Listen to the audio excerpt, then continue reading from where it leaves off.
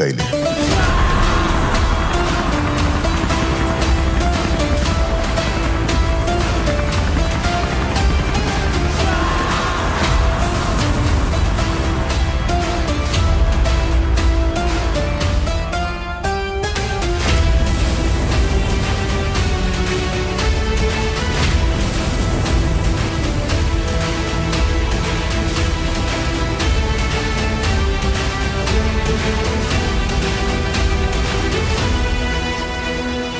ಅವನನ್ನ KGF ಕಳಿಸಿದ್ದು ಗರುಡನ್ನು ಹೊಡೆಯೋದಕ್ಕೆ, ಆದ್ರೆ ಅವನು ಹೋಗಿದ್ದು KGF ನ ಆಳೋದಕ್ಕೆ.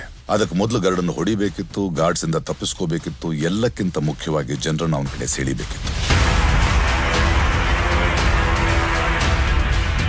ಅದಕ್ಕೆ ಶಾರ್ಟ್ ಸರ್ಕ್ಯೂಟ್ ಮಾಡ್ದ, ವೈಟ್ ಲೈನ್ ದಾಟ್ದ. ಆದ್ರೆ ಮೊದಲು ಅವನು ಹೋಗಿದ್ದು ವಿರಾಟ್ನ ಹೊಡೆಯೋಕೆ.